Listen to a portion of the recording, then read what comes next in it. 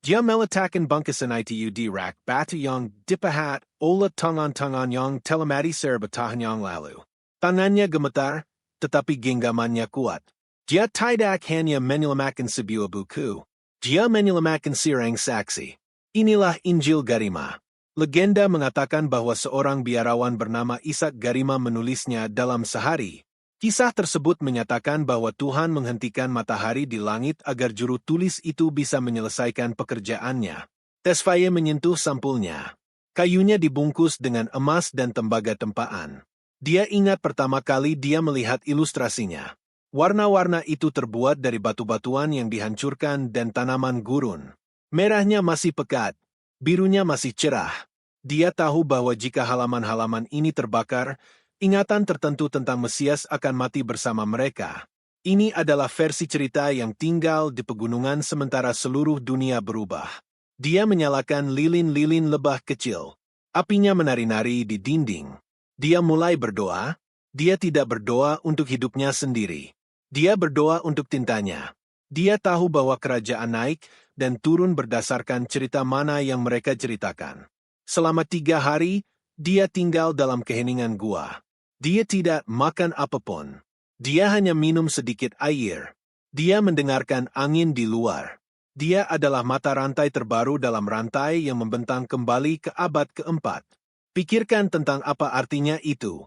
Satu orang di dalam gua adalah satu-satunya penghalang antara kebenaran berusia 1700 tahun dan keheningan total. Anda pernah merasakan beban sebuah rahasia sebelumnya.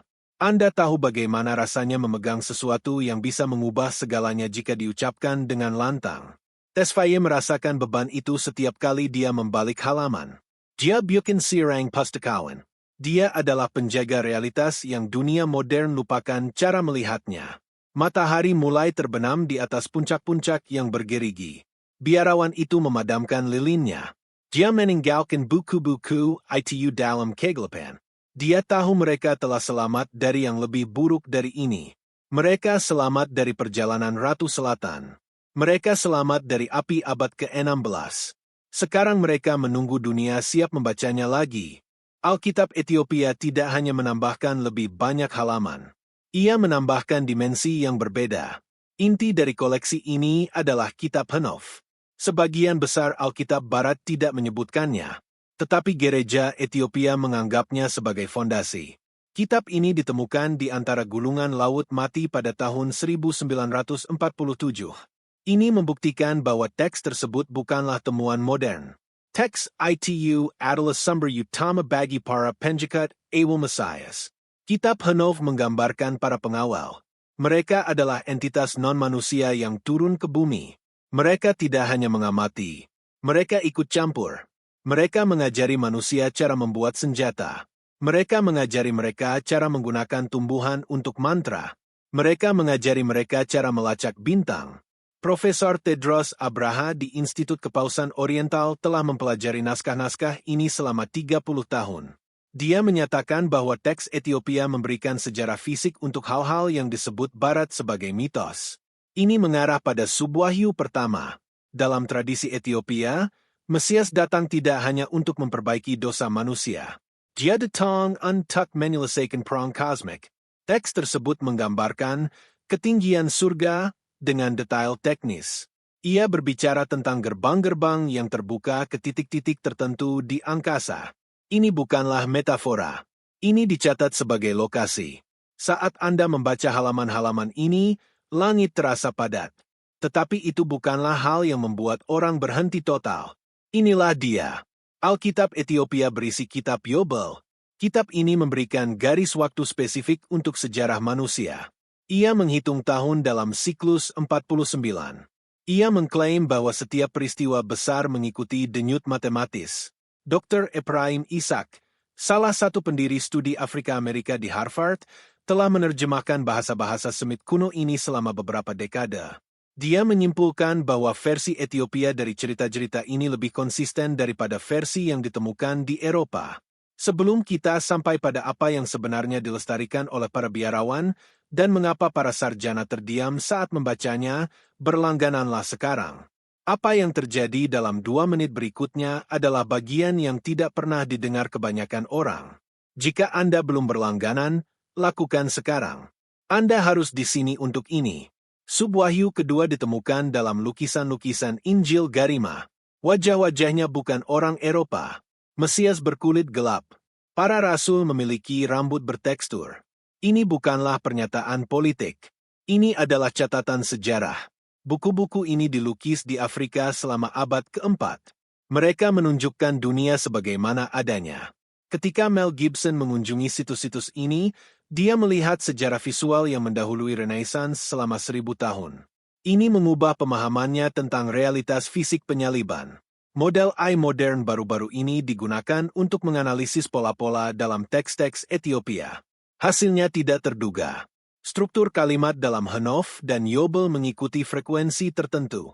Beberapa peneliti menyarankan bahwa frekuensi ini cocok dengan pola pertumbuhan yang ditemukan di alam yang oleh sebagian orang disebut rasio emas. Ini menunjukkan bahwa penulisnya tidak hanya menulis cerita. Mereka menyusun cetak biru. Teks Ethiopia dari Matius 24 juga berbeda. Dalam Alkitab standar, akhir digambarkan sebagai kehancuran. Dalam Delom Ethiopia, Aj digambarkan sebagai penyingkapan tabir. Dikatakan bahwa orang-orang akan mulai melihat hal-hal yang selalu ada tetapi tetap tersembunyi.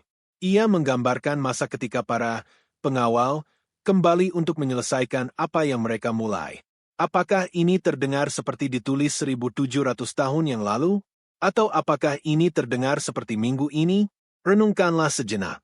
Para biarawan di pegunungan percaya bahwa mereka menjaga bab-bab terakhir dari sebuah cerita yang sedang kita jalani. Mereka tidak melihat kitab-kitab ini sebagai kitab kuno. Mereka melihatnya sebagai kitab yang awal. Teks tersebut menggambarkan dunia di mana teknologi dan roh adalah hal yang sama.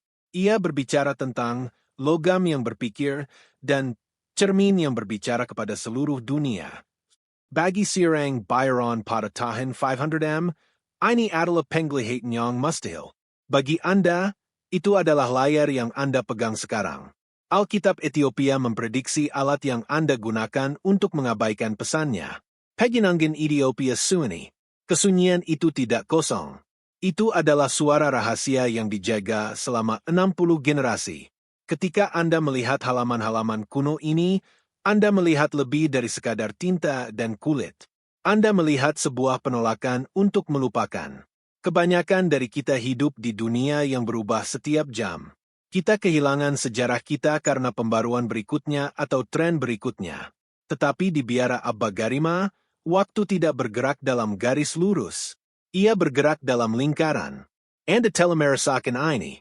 Kebanyakan orang telemerasakan kesenjangan antara iman yang diberikan kepada mereka dan iman yang benar-benar mereka bawa.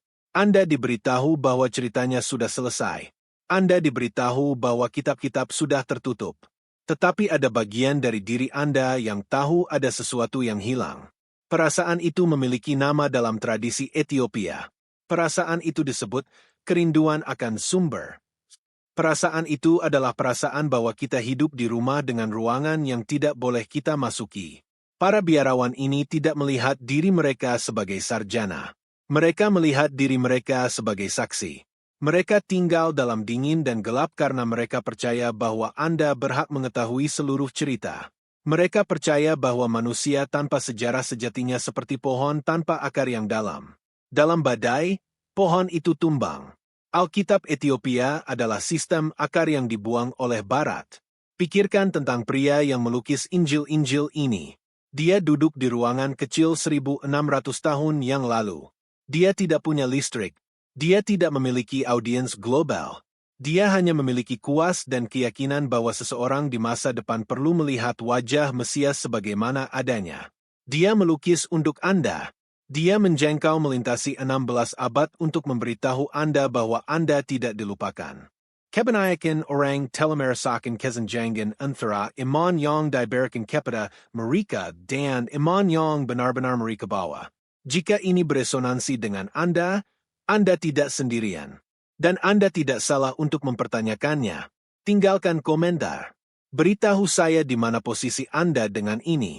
Kita diajari bahwa kemajuan berarti bergerak maju.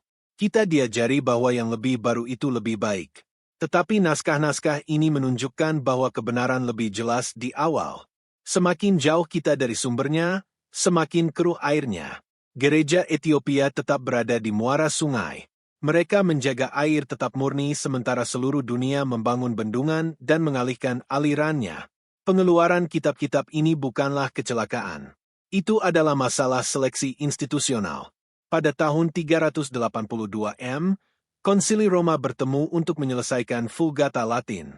Itu adalah daftar resmi pertama kitab-kitab untuk gereja barat. Para pemimpin memiliki tujuan spesifik. Mereka perlu membangun kerajaan yang stabil. Untuk melakukan ini, mereka membutuhkan agama yang dapat diprediksi. Kitab-kitab yang disimpan oleh orang Ethiopia secara politis tidak dapat dipertahankan untuk negara Romawi yang sedang berkembang. Ada 3 alasan konkret mengapa teks-teks ini dihilangkan. Pertama, Kitab Henof menempatkan kesalahan penderitaan manusia pada campur tangan surgawi. Ia mengklaim bahwa para pengawal merusak bumi. Ini menghilangkan fokus dari dosa manusia individu. Jika orang adalah korban perang kosmik, mereka lebih sulit dikendalikan. Jika orang pada dasarnya berdosa, mereka membutuhkan institusi pusat untuk menyelamatkan mereka. Roma memilih versi yang membuat institusi menjadi perlu. Kedua, teks-teks Ethiopia menggambarkan kekuatan spiritual yang terdesentralisasi. Kitab Yobel menunjukkan bahwa setiap orang memiliki hubungan langsung dengan siklus waktu dan dunia roh. Ia tidak menyebutkan perlunya perantara dengan jubah berhias emas. Bagi Kaisar Romawi Konstantinus dan penerusnya, ini adalah ancaman. Mereka membutuhkan hierarki. Mereka membutuhkan sistem di mana kekuatan mengalir dari atas ke bawah. Naskah-naskah Ethiopia menunjukkan bahwa kekuatan sudah ada di mana-mana. Ketiga, sifat teknis teks-teks itu terlalu rumit untuk khalayak massal. Kitab-kitab ini berisi deskripsi rinci tentang gerbang-gerbang surgawi dan periode matematika. Para pemimpin Romawi menginginkan narasi yang dapat dipahami dengan cepat oleh seorang prajurit atau petani. Mereka menginginkan kisah tentang seorang raja dan kerajaan. Mereka tidak menginginkan manual tentang mekanika alam semesta. Mereka memilih cerita sederhana untuk memastikan kelangsungan hidup negara. Ini bukanlah konspirasi. Ini adalah logika dari organisasi besar manapun. Sebuah institusi akan selalu melindungi reputasinya. Ia akan selalu memilih informasi yang mendukung otoritasnya. Gereja Ethiopia bukanlah sebuah kekaisaran. Itu adalah kerajaan di pegunungan. Mereka tidak perlu mengelola jutaan rakyat di 3 benua. Mereka tidak punya alasan untuk mengedit catatan. Mereka hanya menyimpan APA yang diberikan kepada mereka. AI modern yang menganalisis pola-pola ini menemukan sesuatu yang terlewatkan oleh para editor Romawi. Ia menemukan bahwa kitab-kitab yang dihilangkan secara matematis terkait dengan kitab-kitab yang disimpan. Jika Anda menghilangkan kitab Henof, fondasi perjanjian baru kehilangan konteksnya. Mesias sering mengutip Henof. Para rasul merujuk pada para pengawal. Dengan menghilangkan sumbernya, Roma menciptakan teka-teki dengan bagian yang hilang. Alkitab Ethiopia adalah teka-teki yang lengkap. Ia tidak memiliki institusi yang harus dilindungi. Ia tidak memiliki reputasi yang harus dipertahankan. Ia ditanyai sebuah pertanyaan oleh sejarah bangsanya, dan ia memunculkan polanya. Penindasan itu adalah pilihan strategis yang dibuat 1700 tahun yang lalu untuk memastikan kelangsungan hidup tipe gereja tertentu. Itu berhasil. Tetapi pegunungan Tigray tidak menerima pesan itu. Sekarang Anda mengerti mengapa ini terjadi. Itu bukan karena kitab-kitab itu palsu.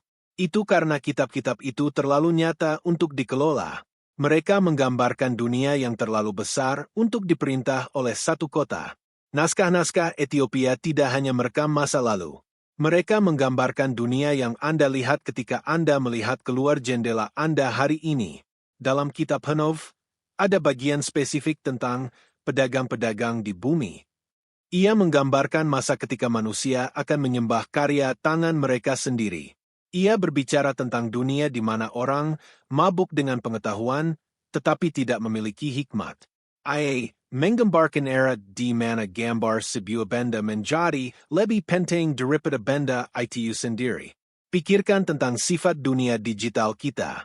Kita hidup di zaman iman yang dimonetisasi dan arena yang dipenuhi oleh orang-orang yang kosong secara spiritual. Kita mengikuti pendeta selebritas yang mencerminkan struktur kekuasaan Romawi kuno. Alkitab Ethiopia memperingatkan bahwa ini akan terjadi. Ia menyatakan bahwa ketika para pengawal memengaruhi bumi, hasilnya selalu berupa budaya hampa yang dibangun di atas konsumsi dan logam mengkilap. Apakah ini terdengar seperti ditulis 1700 tahun yang lalu? Atau apakah ini terdengar seperti sesuatu dari minggu ini? Kata-kata ini disalin dengan tangan oleh para biarawan yang tidak memiliki konsep tentang internet. Mereka tidak memiliki konsep tentang media sosial atau pasar keuangan global. Namun, mereka melestarikan teks yang mengidentifikasi kelelahan tepat yang Anda rasakan di zaman modern. Mereka menyebutnya pelupaan. Injil Garima mengandung janji spesifik. Mereka mengatakan bahwa pada akhirnya, cahaya sumber akan kembali ke orang biasa. Dikatakan bahwa kebenaran tidak akan datang dari istana atau katedral pusat. Itu akan datang dari tempat-tempat yang diabaikan dunia. Ini menggambarkan kembali ke kesederhanaan pegunungan. Ini adalah kontras langsung dengan kegelapan berita utama kita saat ini. Tradisi Ethiopia berpendapat bahwa sejarah bukanlah kemerosotan ke bawah. Itu adalah persiapan. Setiap invasi, setiap kebakaran, dan setiap upaya untuk menyembunyikan kitab-kitab ini adalah bagian dari ujian. Fakta bahwa Anda mendengar kata-kata ini sekarang menunjukkan bahwa tabir mulai menipis. Para biarawan percaya bahwa ketika dunia menjadi paling kacau, kitab-kitab kuno akan mulai masuk akal. Teks ini tidak berakhir di kuburan. Itu berakhir di taman. Ia berjanji bahwa para pengawal akan dimintai pertanggungjawaban dan bahwa dunia fisik akan disembuhkan. Ia mengatakan kepada pemirsa bahwa perjuangan mereka saat ini bukanlah tanda kekalahan, tetapi tanda dari pergeseran yang akan datang.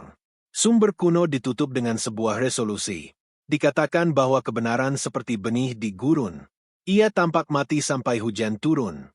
Video ini mencakup pelestarian Alkitab Ethiopia selama 1700 tahun dan rahasia yang tersimpan di dalam Injil Garima.